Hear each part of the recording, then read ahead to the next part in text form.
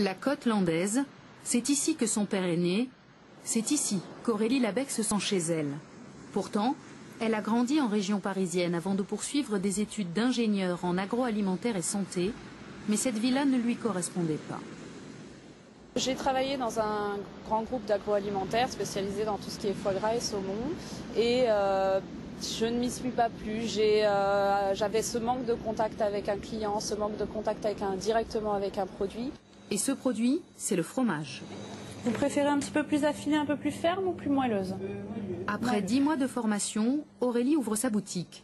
Un rêve qui se concrétise au prix de semaines surchargées et d'un salaire qui dépasse à peine 1 000 €, mais peu importe. Après, vous avez les mix. À partir du même litre de liquide blanc qui sort d'une vache, d'une chèvre, d'une brebis, on peut obtenir des choses vraiment très diversifiées, avec des goûts, des parfums qui sont vraiment différents. Donc voilà, la diversité, ça me plaît énormément et cette chimie qu'il peut y avoir dans le produit, ça m'intéresse énormément.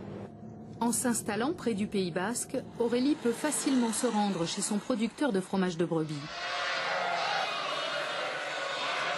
La garantie pour elle de vendre de bons produits. Ici, il n'y a pas d'OGM, il n'y a pas d'ensilage au niveau de l'alimentation. Et donc ça, c'est extrêmement important. Voilà, j'aime voir que les animaux sont bien traités pour avoir un joli produit par la suite. Donc on a ceux-là ici qui ont 8 mois. Pour le producteur, c'est aussi l'assurance que son travail sera respecté. Forcément, quand on aime les produits, on ne les maltraite pas, on en prend soin. Et donc nous, à ce niveau-là, on n'a aucun souci. Là, on y va les yeux fermés. L'an dernier, 200 fromagers ont été formés en France. À la clé, une 50aine d'enseignes, implantées le plus souvent dans de petites villes comme Cap-Breton, où ces commerces avaient disparu au profit des grandes surfaces, de quoi séduire les clients. Vous pouvez aller dans n'importe quel supermarché, vous n'aurez pas autant de choix et de qualité de fromage, parce que là, puis elle s'y connaît bien. Elle vous dit le goût du fromage.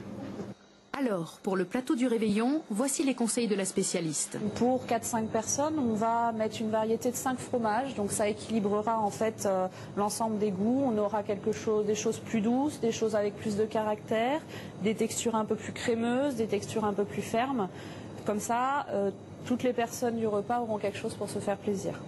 Et si vous calez le 24 au soir, pas de souci, le plateau sera toujours bon le 25 à midi.